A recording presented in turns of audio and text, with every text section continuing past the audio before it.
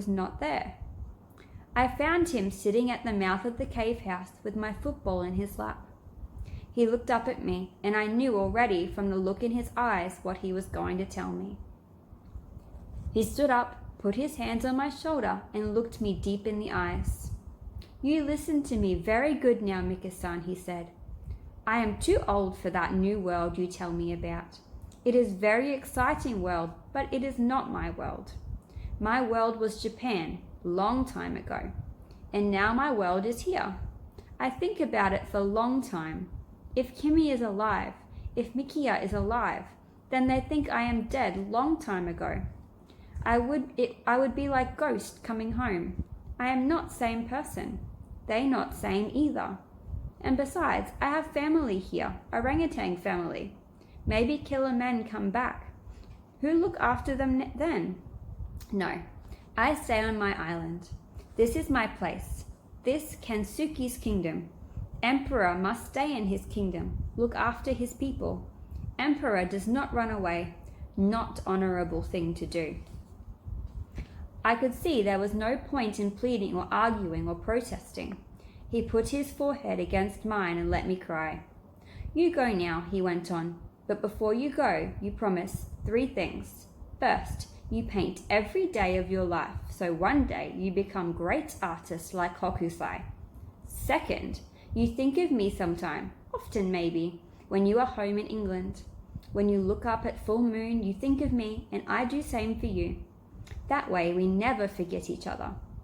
Last thing you promise, and very important for me, very important, you say nothing of this, nothing of me.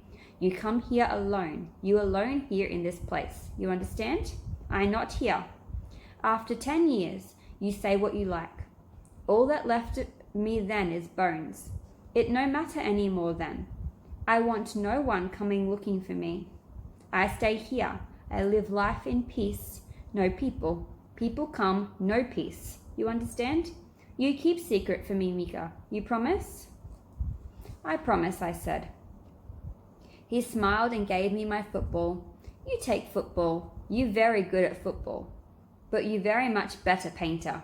You go now. And with his arm round my shoulder, he took me outside. You go, he said.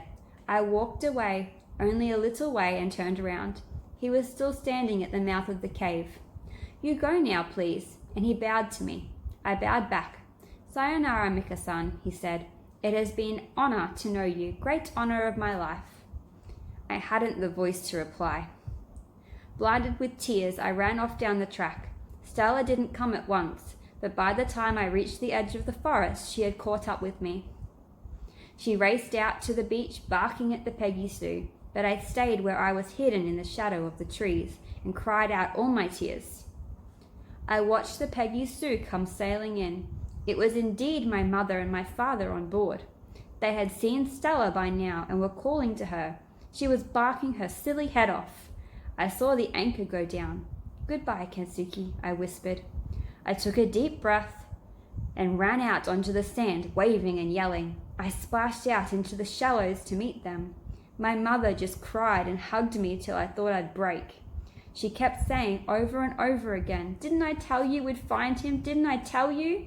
The first words my father said were, "Hello, monkey face." For almost a year, my mother and father had searched for me. No one would help them, for no one would believe I could still be alive. Not a chance in a million, they said. My father, too, he later admitted, had given me up for dead. But never my mother. So far as she was concerned, I was alive. I had to be alive. She simply knew it in her heart.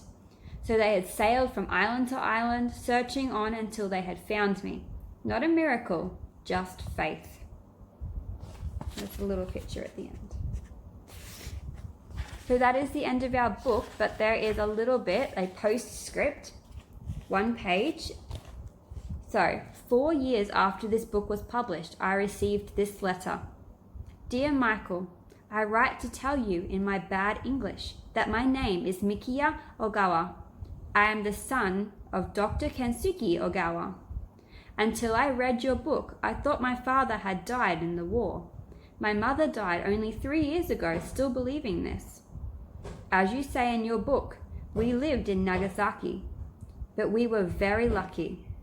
Before the bomb fell, we went into the countryside to see my grandmother for a few days, so we lived.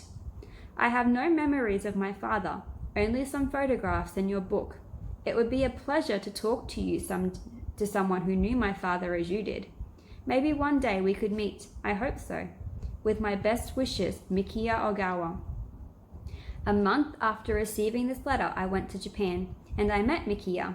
He laughs just like his father did. So that's the end of our book, Kensuke's Kingdom. I hope you enjoyed it, and hopefully we'll read another book soon.